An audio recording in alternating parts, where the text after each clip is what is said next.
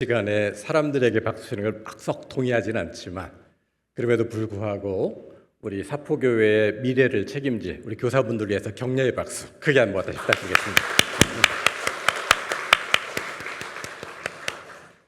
먼저 이 귀한 강단에 서게 해주신 하나님께 영광을 돌리며 우리 전상서 목사님, 당회 그리고 교사 여러분께 감사의 마음을 전합니다.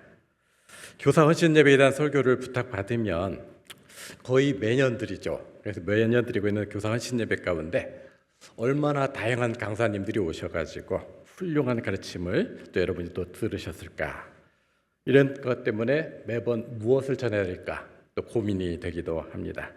또한 이미 사포교회 안에서 교사의 모델로 훌륭하게 사역하시는 선생님들이 많이 계실 것이기 때문에 이 고민이 더 커진다 할 수 있겠죠.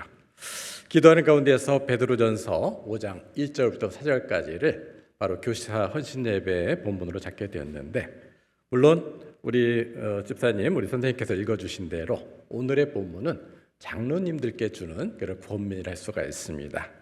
하지만 초대교회 가운데서 여러 직제가 아직 정립되지 않았던 시절이었기 때문에 여기서 말씀하시는 장로라는 직책은 지도자 혹은 교사로 세워진 여러분을 위한 말씀으로 받으셔도 무방하다 하겠습니다. 때문에 이 교사에 대한 여러 성경적 가르침을 한번 통해서 묵상하고 은혜를 나누는 시간을 가질까 합니다. 첫째로 우리의 생명, 우리의 소명, 우리의 사명은 그 출발점은 반드시 하나님이 되셔야 된다는 믿음이 필요하다, 이렇게 말씀드릴 수 있겠습니다.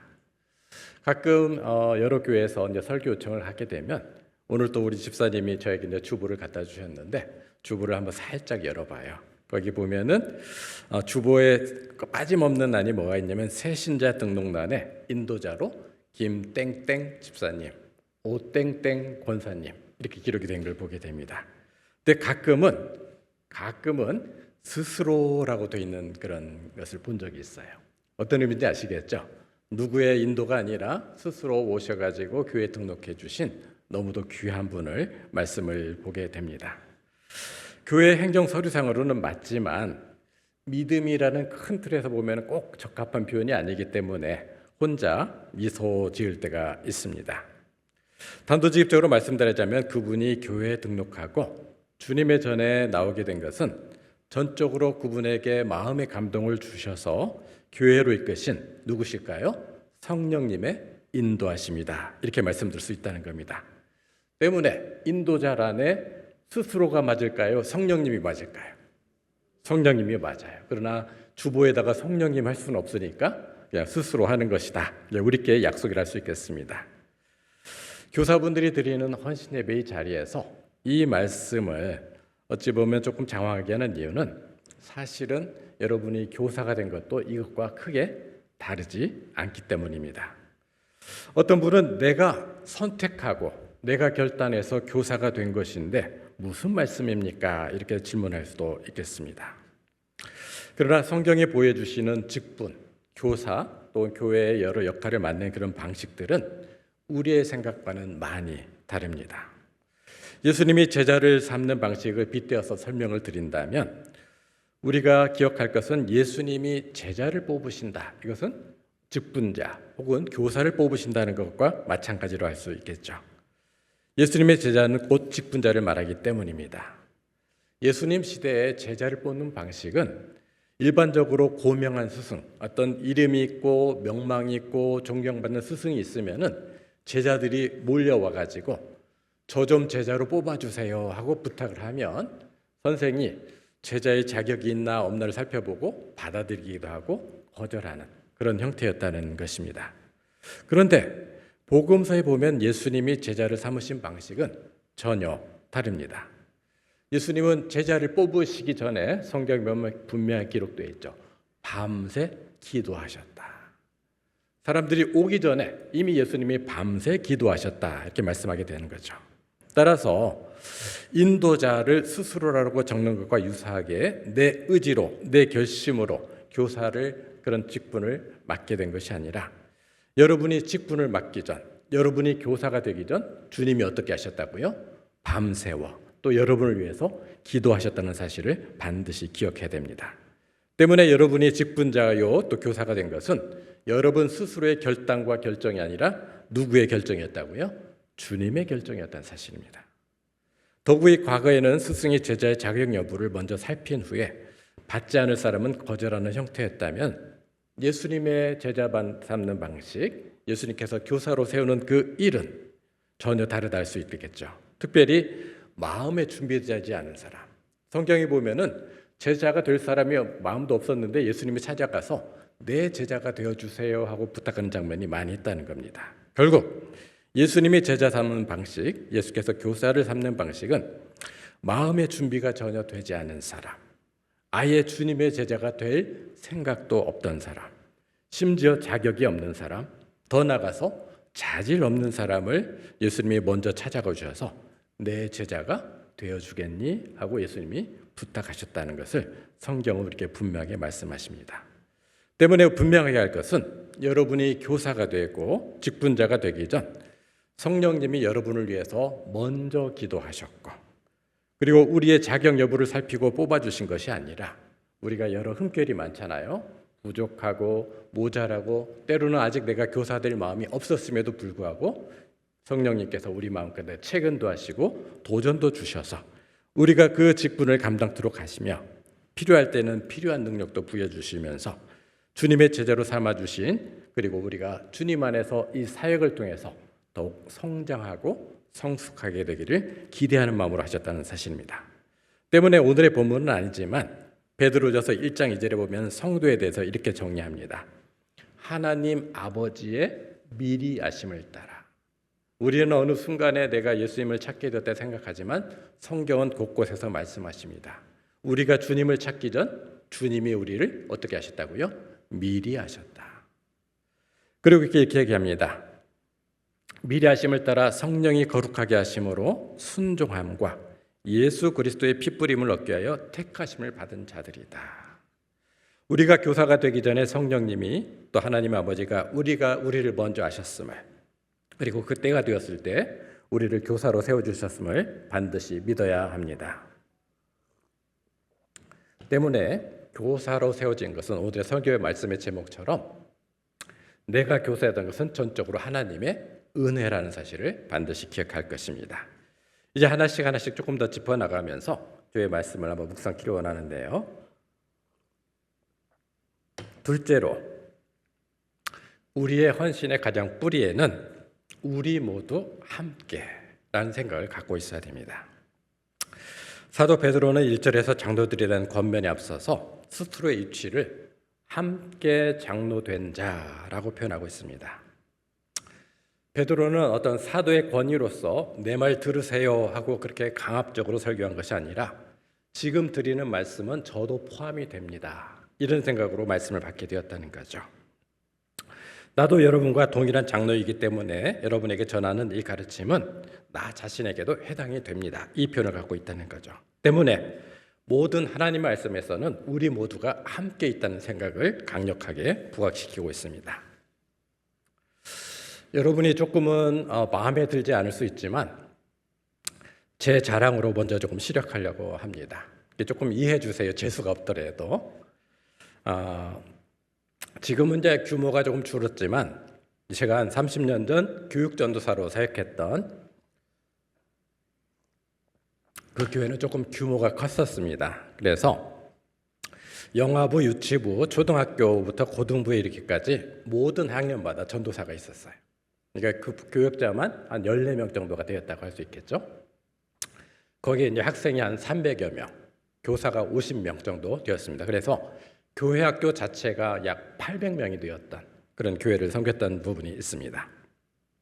근데 이 규모를 말씀드린 게 아니고요. 800명의 교사가 있다 보니까 여러 아주 다양한 문제들이 파생이 되었고, 교회에서는 이제 그 방침을 세우기를 3년 주기로 교사들의 위치를 바꾸기로 했어요. 그러니까 3년을 섬기면 그 다음에 다른 부서로 옮기는 게 원칙이 되었다 할 수 있겠습니다. 그러나 그 시간이 되고 나면은 1지망, 2지망, 3지망을 정해서 그 다음에는 어느 부서를 섬기고 싶습니다 하면은 그게 이제 반영되도록 했는데, 어느 날 이제 교육부 행정 업무를 총괄하는 총무 집사님이 교회 마당에서 와가지고 이렇게 질문하는 겁니다. 전도사님, 왕전도사님요. 그때만이다. 왕전도사님, 최근 몇 년 동안 3년이 다 되었을 때 교사들이 부서를 옮길 때 1순위로 뽑은 부서가 어딘지 아십니까? 이렇게 질문하는 겁니다. 이해되시죠? 3년이 됐기 때문에 1순위. 그래서 제가 시큰둥하게 내가 어떻게 합니까? 하고 했더니 그분이 어깨를 툭 치고 지나가면서 뭐라고 했을까요? 왕전수사님 부서입니다. 3년의 시간에 지난 다음에 부서를 옮길 때 어느 부서에서 일하고 싶다고요? 제가 사역하는 부서. 별로 감동이 없으신 것 같아요. 네. 14개 교육부서가 있는데 그중에 몇 년 동안 1순위가 4부서였다는 겁니다. 자랑할 만하죠. 예. 근데 이제 이 얘기를 듣고 나서 생각이 많았어요. 제가 교육전도사 시절부터 수를 늘리는 배가시키는 은사가 없었어요. 한 번도 사역하면서 막 갑자기 인원이 많이 늘었다는 은사가 없었고 그냥 평균치만 유지해도 그 정도 돼 있는데 왜 그랬을까? 왜 교사들이 나와 함께 일하기를 원했을까? 이것을 한번 생각을 해봤는데 내 개인적으로 생각하기를 그거일 수도 있겠다 이렇게 생각했던 게 있습니다.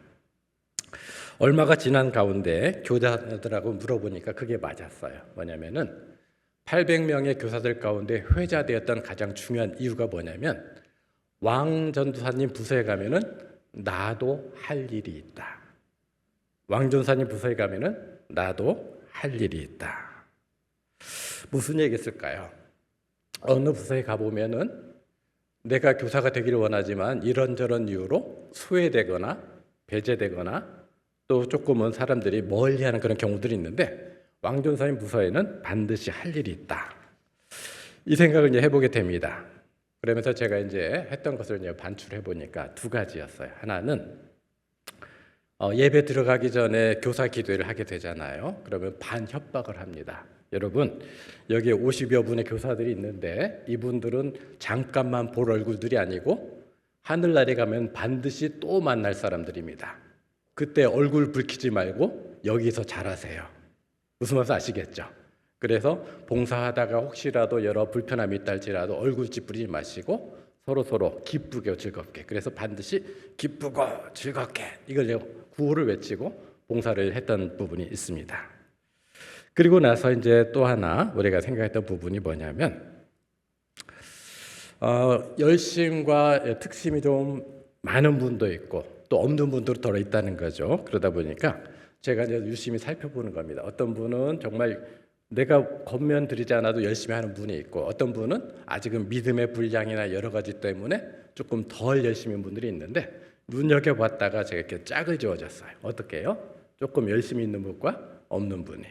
그러다 보면 또 그게 조금 그 버릇이 안 나타날 수가 없기 때문에 소홀해질 때쯤 되면은 제가 어떻게 할까요? 전화해가지고 어느 선생님 잘 계시죠? 하면은 이분이 불현듯 자기가 맡은 일을 생각해가지고 또 협조를 합니다.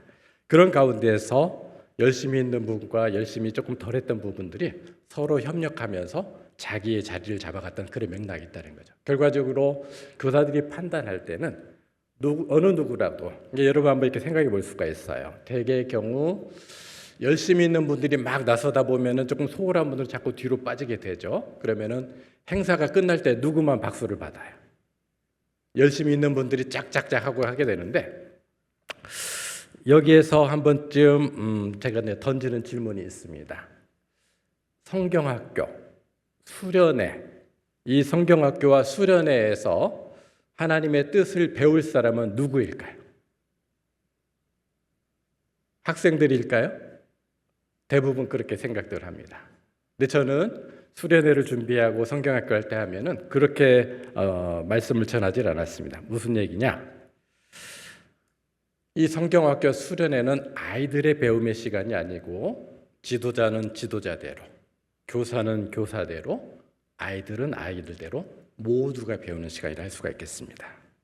때문에 지도자는 지도자대로, 교사는 교사대로, 학생들대로 수련을 마음에 갈 때까지 내가 어떤 마음 자세로 이 수련회, 이 성경학교에 임할 것이고 어떤 마음으로 다른 교사분들과 협조할 것이고 어떤 마음으로 학생을 섬길까를 스스로 계속 되뇌이면서 지도자는 지도자로, 교사는 교사대로, 학생들은 학생대로 스스로 이렇게 점검하면서 마무리까지 같이 가는 거란 말씀이죠. 빨리 가려면 혼자 가고 멀리 가려면 함께 가라는 말씀이 있습니다. 성경학교를 포함해서 교회 모든 행사에는 열심히 있는 분들이 있고 약간 열심히 덜한 분들이 있다 할 수 있는데, 많은 경우에 있어서 열심히 더하는 분들이 있다 보면 속상한 마음으로 조금 배제시키다 보니까 결국은 앞에서 열심히 있는 분만 다 하고 박수치고 행사가 잘 끝났습니다. 이렇게 우리가 마무리하는 경우가 덜어 있는 걸 보게 됩니다. 그러나 이것은 결코 하나님이 기뻐하시는 행사가 아니라는 거죠. 성경학교 수련회는 행사가 아닙니다. 하나님이 듣고 싶어 하시는 고백은 모든 행사가 마무리되었을 때 한 사람, 몇 사람의 수고의 영광이 아니라 주님이 도우셨습니다. 우리 모두 함께 수고하였습니다. 무엇보다도 우리 모두가 함께 믿음 안에서 함께 성장하게 되어 더욱 기쁩니다. 이 고백이 바로 성경학교와 수련회에 마칠 때 우리의 고백이 되어야 된다는 사실이죠. 그러므로 성경학교와 수련회 앞둔 교사 여러분이 행사 마무리까지 기억해야 될 표현은 우리 모두 함께입니다. 이제 선생님들 또 우리 성도님도 같이 해주셔도 좋겠습니다. 옆에 분과 가능하시다면 손도 한번 잡아주시고 뭐라고 하면 될까요? 우리 모두 함께. 다시 한번 할까요? 우리 모두 함께. 예, 감사합니다. 여러분의 수련회는 우리 모두가 되겠고요. 하나님 앞에 어떻게 고백드려야 된다고요? 주님이 도우셨습니다. 우리 교사가 모두 함께하였습니다. 아이들과 교사와 지도자가 함께 성장해서 더욱 감사합니다. 이 고백이 주님 앞에서 여러분의 고백이 되길 주님의 이름으로 축원드립니다. 세 번째, 사역의 출발점은 자원합니다. 자원함. 스스로 했다는 거죠. 베드로사는 주께 맡긴 양들을 섬길 때 억지가 아니라 자원함으로 하라고 말합니다. 제가 이제 청년부를 지도할 때 청년들을 협박한 적이 있어요. 뭐라고 했을까요? 모세오경에 보면 이스라엘 백성들이 회막이나 전쟁에 나갈 때 하나님과 이스라엘 백성을 위로할 때 그 나이가 적시되어 있습니다. 몇 살일까요? 얼추 20살로 되어 있습니다. 20살. 그래서 이제 그것을 빌미로 제가 협박을 하게 됩니다. 청년들에게 설명하죠. 어려서는 교회에 나오고 봉사하고 나오고 이 모든 것이 부모님의 강요나 억지로 행해졌다면 이제는 정신 차려라. 왜 그러죠? 하나님이 몇 살부터 주의를 감당했다고요? 20살. 이 얘기는 이제는 누가 강요하거나 누가 부탁해서가 아니라 20살을 넘어선 그 순간부터 모든 믿음의 영역은 하나님이 누구의 책임이다. 본인의 책임이 된다. 이렇게 말씀했다는 겁니다. 누구의 손에 끌려서가 아니라 신앙적으로 독립하고 스스로 책임져야 될 나이가 되었다는 뜻이죠. 여기 계신 20살 이상의, 제가 볼 때는 다 20살은 다 넘어 보이세요. 그러시다면은 모든 권면은 목사님이 부탁해서가 아니라 장로님이 부탁해서가 아니라 어느 집사님이 부탁해서가 아니라 누구의 결단으로요? 하나님의 결단으로. 물론 성령께서 우리를 위해서 먼저 기도하셨다는 말씀이 전제가 됩니다만은 이제는 누구 얘기 때문이 아니라 여러분 스스로가 하나님 앞에 서 있다는 그 마음으로 자원함으로 그 사명에 임하셨다면 좋겠다. 그 말씀을 드립니다. 근데 혹 이런 이유로 저런 이유로 아직 헌신해 나갈 때 조금 부담을 느끼는 분들이 있습니다. 내가 자격이 있을까? 아직 마음의 준비가 안 됐는데 이것저것 갖춰진다면 하는 것이 옳지 않을까? 이렇게 주저하는 분도 더러 계실 수 있다는 거죠. 그런 분들을 위해서 요한복음 21장에 보면은 베드로의 놀라운 그런 이야기가 우리에게 큰 위안을 줍니다. 사실은 이제 베드로가 뭡니까? 호언장담의 대명사잖아요. 예수님이 나 곧 죽는다 얘기하니까 칼을 빼들기도 하고 예수님은 절대로 그럴 리가 없습니다. 목숨을 바쳐서 우리가 지켜드리겠습니다 했는데 정작 예수님이 돌아가신 그 현장에는 어떻게 돼 있었어요? 입을 막고 부인하고 예수님을 저주하고 도망가는 일이 있었다는 겁니다. 아마도 예수님의 부활 소식이 들려왔을 때 베드로가 기뻐했을까요? 아니면은 어떻게 예수님을 만날까 고민했을까요? 물론 두 마음이 다 있었겠죠. 예수님이 부활하셨다는 사실은 그 무엇과도 바꿀 수 없는 큰 기쁨이었지만 한편으로는 예수님을 만날 그런 면목이 없었을 겁니다. 그러니까 예수님께 나오지 못하고 자기의 본래 직업으로 돌아가서 고기를 잡고 있습니다. 예수님이 그를 직접 찾아가 주시죠. 그리고는 세 차례 걸쳐서 물어보십니다. 요한의 아들 시몬아, 네가 나를 사랑하느냐? 요한의 아들 시몬아, 네가 나를 사랑하느냐? 요한의 아들 시몬아, 네가 나를 사랑하느냐? 베드로가 성경에 보면은 주님이 아시지 않습니까? 이렇게 아주 심플하게 답이 돼 있지만 어땠을 것 같아요? 입이 이만큼 나와서 창피하면서 주님도 아시면서 이런 뉘앙스로 하지 않았을까요? 그렇게 답변할 때 예수님이 굉장히 흐뭇해하다거나 기뻐하신 마음으로 이렇게 얘기했을 것 같습니다. 근데 놀랍게도 아마도 볼멘 소리로 이렇게 대답했을, 내가 주님을 얼마나 사랑하는지 아시면서 이렇게 대답했을 베드로를 향해서 예수님이 미소 지으시면서 말씀하셨을 것 같습니다. 베드로야, 내가 사랑하는 베드로야, 내 양을 먹이라, 내 양을 치라. 예수님은 한 번도 너희 녀석 왜 나를 부인하고 저주하고를 버렸느냐를 꾸짖지 않으셨고 무엇만을 물어보셨을까요? 네가 나를 사랑하느냐? 우리가 자원함으로 주님께 나아갈 때 주님께서 확인하는 유일한 자격은 우리의 능력이 아니라 주님을 사랑하는가입니다. 이 시간 예수님이 여러분에게 물어보십니다. 네가 나를 사랑하느냐? 네가 나를 사랑하느냐? 네가 나를 사랑하느냐? 여러분의 대답이 예라면 주저 말고 깊게 헌신의 자리로 나아가시길 바랍니다. 그러나 이 권면은 비단 교사들에게만 해당되지 않습니다. 성도님들 가운데도 열심히 있었으나 이런저런 이유로 잠시 헌신이나 봉사를 중단하신 분들이 계셨다면 여러분에게도 동일하게 주님이 질문하십니다. 네가 나를 사랑하느냐? 네가 나를 사랑하느냐? 네가 나를 사랑하느냐? 성도 여러분도 이 질문에 예라고 대답하신다면 속히 봉사와 헌신의 자리로 나가길 바랍니다. 무엇부터 해야 될까요? 이렇게 질문하신다면 여기 계신 교사분들과 사포교회 학생들이 여러분들을 기다리고 있습니다. 여러분의 도움을 필요로 합니다. 여름 성경학교 수련회는 많은 도움의 손길이 필요합니다. 오늘 내가 나를 사랑하느냐는 이 주님의 물으심에 대해서 예라고 감동을 주신 분이 계시다면 올해 여름 성경학교와 수련회가 여러분의 헌신이, 여러분의 봉사가 다시 시작되는 바로 은혜의 자리가 되길 주님의 이름으로 축원드립니다. 넷째는 학생들의 믿음의 성장. 아까 기도하실 때도 말씀하셨고 14년 말씀하셨는데 낙담하지 않도록 해주세요 하고 기도하셨던 기억이 납니다. 학생들의 믿음의 성장을 의심치 말고 묵묵히 자신의 몫을 감당하는 것이라 할 수 있겠습니다. 우리가 열심을 내어도 아이들에게서 믿음이 성장하는 모습이 안 보일 때는 실망하고 낭망하기 쉽습니다. 근데 바울은 갈라디아서 6장 7절에서 선을 행하되 낙심하지 말지니 포기하지 않으면 때가 이르면 거둘 것이다. 오늘 잠깐 저희가 묵상하면서 오전에 우리 교단은 아닙니다만은 만낙교회 김병삼 목사님의 설교를 잠깐 듣고 왔던 적이 있습니다. 그 가운데 하나가 뭐냐면 어느 그 영국의 선교사님이 내지 선교회를 해가지고 중국에 가서 선교를 했더랬는데 5년 동안 사역을 했음에도 불구하고 아무런 열매가 맺어지지 않았다는 겁니다. 그때 사탄이 계속 공격하는 거겠죠. 너는 하나님이 가라 하지도 않았는데 네가 억지 부려서 온 거 아니냐. 5년 동안 아무런 열매가 없다면은 그것은 너 하나님의 뜻이 아니었다는 것이 아니냐. 여러분 이 생각이 들겠죠. 모든 공격의 순간이 있을 때 거기에 한 방 더 맞게 돼요. 무슨 얘기일까요? 그를 파송했던 그 선교사협회에서 5년 동안 열매가 없다는 것은 당신이 자격이 없다는 뜻입니다. 돌아오세요. 이런 바람을 받았을 때 그분이 어땠을까요?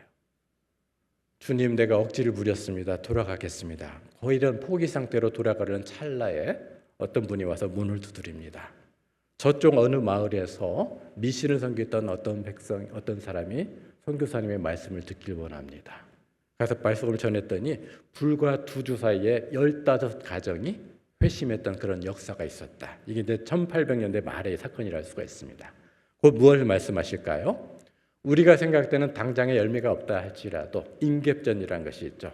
어느 순간에 닥치면은 열매가 반드시 맺게 되어 있다는 거죠. 때문에 그 목사님은 우리가 기도할 때 절대로 낙담하지 않고 주님 안에서 계속 인내를 갖고 기다리면 열매를 반드시 주신다.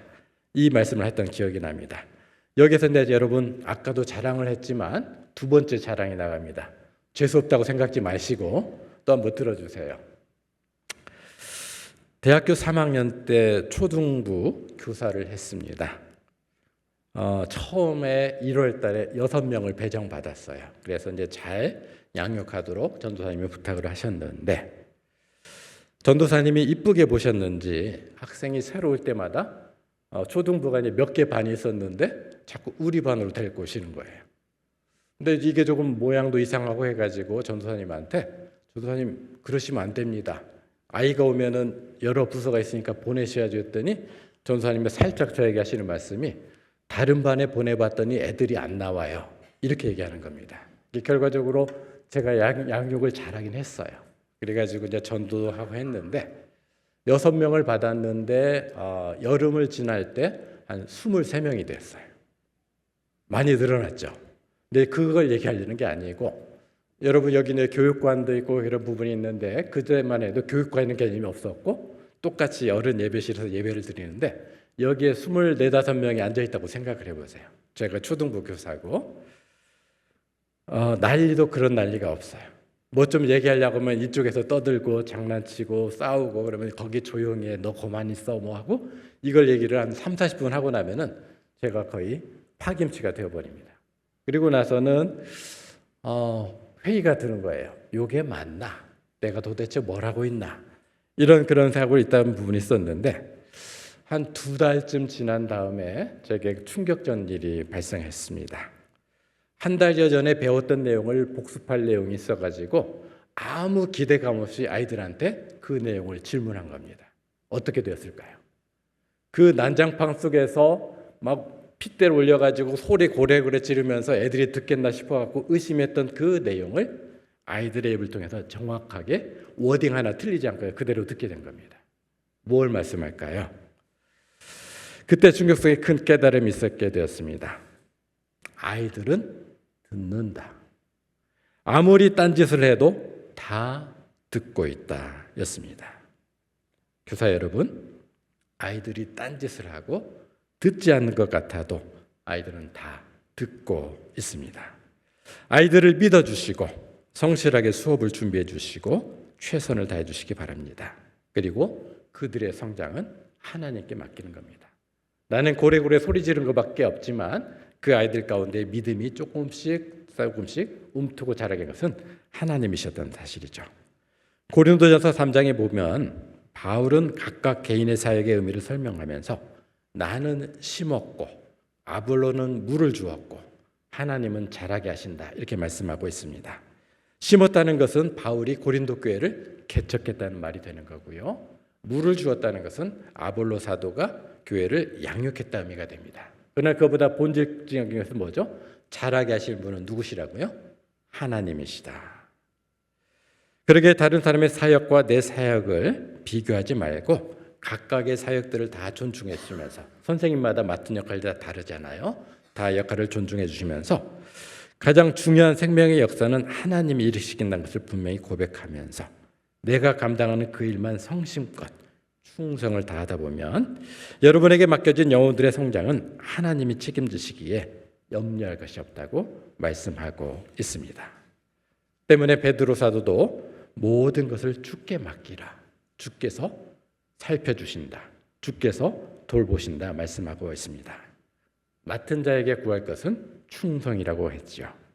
우리가 성실히 교사의 직분을 감당하면 맡겨주신 양들, 우리 사포교회 아이들의 그 미래는 누가 책임져 주세요? 하나님이 책임져 주신다는 사실을 믿으시길 바랍니다. 다섯째로, 당연히 예상하고 나올 법한 겉면인데요.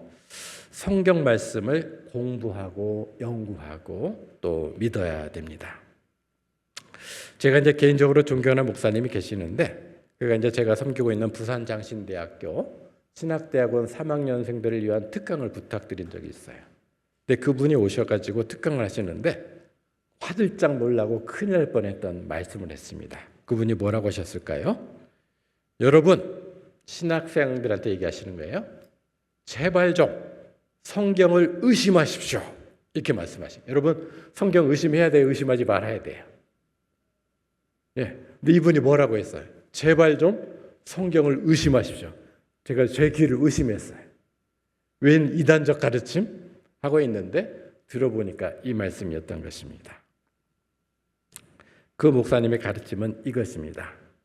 조만간 여러분이 사역자로 일선에 나서게 될 터인데 남의 간증, 남의 신학, 남의 책에서 배운 내용을 보고 성경에 보면 그런 말씀이 있습니다. 그렇다고를 하네요.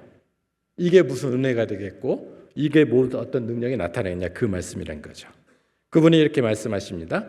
남 이야기처럼 설교하지 말고 온전히 말씀에 의지하여 말씀대로 살아보고 하나님이 과연 그런 분이신가 아니신가를 내가 먼저 겪어본 다음에 강대상에서 강력하게 하나님은 이런 분이십니다 하고 선포하라는 말씀이었다는 거죠. 이해되시죠? 의심하란 말은 하나님이 계신가 하신가를 물어보는 말씀이 아니고 말씀대로 내가 실제로 살아보고 나서 그 말씀과 체험을 가지고 강대상에서 선포하라는 말씀입니다. 그러나 이 내용이 어찌 비단 신학생들에게만 적용이 되겠습니까? 우리 교사분들도 준비한 말씀을 한 주간 미리 살아보고 겪어도 보고 하나님과 씨름도 하고 하나님이 어떻게 응답하신가를 확신하게 전한다면 얼마나 그 말씀이 우리 학생들에게 힘있게 전달이 되겠습니까? 마지막으로 성경을 보았다면, 성경으로 체험을 해봤다면 사람에 대해서 집중해야 됩니다. 베드로 사도는 우리들을, 특별히 교사분들을 양무리를 맡은 자들이다 이렇게 말씀하죠. 요한복음 10장에 보면 선한 목자는 양들을 위해서 목숨을 버리거니와 양들의 이름을 안다 이렇게 말씀하고 있습니다. 예수님은 우리를 위하여 목숨을 버리셨지만 우리가 맡겨진 양들에서 우리가 죽을 일은 없을 것 같아요. 물론 그런 마음으로 섬겨야 되겠지만요. 그럼에도 불구하고 주님이 우리의 이름을 안다. 이게 어떤 의미일까를 한번 생각해 보자는 겁니다. 아니, 우리가 애들 이름도 모르겠어요. 이렇게 질문할 수도 있습니다. 그러나 유대 사회에서 이 이름을 안다는 것은 단순히 김땡땡, 왕땡땡 이런 이름을 안다는 게 아니고요. 그 사람이 가진 성품과 삶과 환경과 모든 것을 다 이해한다는 뜻을 갖고 있습니다. 하나님도 당신의 이름을 이렇게 밝혀주시잖아요. 여호와 라파, 치유하시는 하나님, 여호와의 니시, 하나님의 승리, 임마누엘, 우리와 늘 함께 하시는 하나님. 이처럼 하나님의 속성을 갖춰주는 것이 이름이라는 의미를 갖고 있다는 겁니다. 그렇다면 양들의 이름을 알고 우리가 우리의 사포교회 어린이 아이들의 그런 이름을 안다는 것은 어떤 의미를 가질까요? 제가 섬기고 있는 부산장신대학교에는 신학과 위에에도 장애인들을 섬기는 특수교육과가 있습니다. 그래서 이제 특수교육을 배우고 나서 장애우들을 섬기고 돌보는 그 교사로서 이제 자리매김을 하게 되는데요.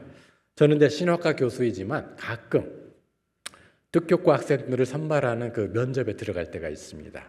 근데 아주 독특한 질문이 나와서 이게 너무 인상 깊어서 함께 나누기를 원합니다. 요즘은 학생들이 대학이 워낙 많다 보니까 학생이 교수를 면접할 때가 있어요. 우리가 면접할 때는 학생이 어떤 학생인가를 살피는 면접도 있는데 그 시간을 가진 다음에 이제 제가 질문을 했어요. 여러분, 우리 여러분에 대한 질문은 우리가 다 마쳤고 혹시 학교나 교수님에 대해 궁금한 거 있으면 물어보세요 하고 얘기를 했더니 한 학생이 이렇게 손을 들고 질문하는 겁니다. 특수교육과를 졸업하면 교사가 된다고 했는데 일반 교사하고 특수교사가 어떻게 다를까요? 하고 질문하는 겁니다. 나도 궁금해졌어요. 여러분, 일반 교사하고 특수교사는 어떻게 다를까요? 그 질문을 듣고 이경면 교수님이라는 분이 계시는데 그분이 이렇게 답변한 걸 보면서 감탄하며 깨달은 적이 있습니다. 그분이 이렇게 대답합니다. 일반 교사나 특수교사나 아이들을 성심껏 돌보는 면에서는 다를 바가 없고 모두가 존경받아 마땅한 분들입니다. 하지만 일반 학교는 교육에 있어서 기준점이라는 게 있어가지고 30명의 학생이 있으면은 한 15명 정도를 어떻게 해요? 평균치? 요걸 목표로 삼아가지고 이거보다 뛰어난 학생들은 좀 다르게 연약한 학생들은 보충할 수 있는 방법을 통해서 평균치를 갖고 가르친다. 그 얘기하는 거예요. 공감되시죠? 30명 있으면 그 정도 기준이 있다 하는데 안타깝게도 특수교사가 맡고 있는 반은 대개 6명 내외인데 거기에는 평균치란 게 없습니다. 그래서 이렇게 설명하는 거예요. 예를 들면 6명의 아이가 김밥을 먹는다 치십시다. 그러면은 여러분 대개 김밥 드실 때 어떻게 드세요? 그냥 획 해가지고 손가락으로 먹기도 하고 이렇게 먹는데 특수반 아이에 있는 아들은 그렇게 먹는 아이는 거의 없답니다. 특수반에 있는 아이들은 김밥이 나타나면 일단 분해를 시작한답니다. 그래가지고 단무지만 먹는 아이, 밥만 먹는 아이, 김만 먹는 아이, 간혹 통으로 먹는 아이, 6이면 6이 다 어떻게 해요? 먹는 방식이 다 다르다는 거죠. 때문에 특수교사는 이 아이들의 6가지 본능을 하나씩 살펴보면서 이 아이가 뭐를 좋아하는가, 김을 좋아한다, 단무지를 좋아한다, 또 어떤 것을 좋아한다는 것을 다 캐치를 했다가 얘한테 적합한 교육 방법이 뭘까를 고민하는 것이 어찌 보면 내가 알기에 일반 교사와 특수교사의 차이라 할 수 있을 것입니다. 그 얘기를 들었는데 막 감동이 밀려오는 거예요.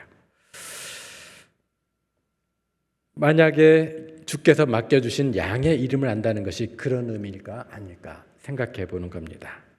우리가 한 사람으로서 전체로서의 반도 중요하지만 여러분이 맡겨주셨던 그 반 아이들의 한 명 한 명의 특성과 관심사를 우리 선생님들이 조금 더 지켜보고 그 아이들의 관심에 맞추어서 가르칠 수 있다면 물론 이게 이상적일 수는 있어요. 그럼에도 불구하고 그러한 마음으로 아이들을 섬기는 것을 주님이 기대하지 않으실까를 한번 생각해 보자는 말씀입니다. 그래서 여러분들이 아이들을 전체로서도 사랑하시지만 하나하나 아이들의 어떤 소중한 꿈과 소망, 기대치, 관심사들도 여러분이 가르치실 때 조금 염두해 주셔도 좋겠다는 그런 바람을 하게 드립니다. 아까 마지막으로 했는데 또 마지막으로 해요. 이게 이제 꼰대의 특징이죠. 한 얘기 또 하고 또 하게 되는 부분이 있는데 그럼에도 불구하고 이 잔소리는 조금 해야 할 것 같습니다. 저는 수업 시간에 토론을 조금 자주 시킵니다. 그런데 몇 해 전에 한 전도사님이 토론 가운데 학생들하고 같이 이 고충을 얘기합니다. 물론 우리 사포교회는 그런 분이 안 계실 거라고 믿습니다만은 이렇게 얘기합니다.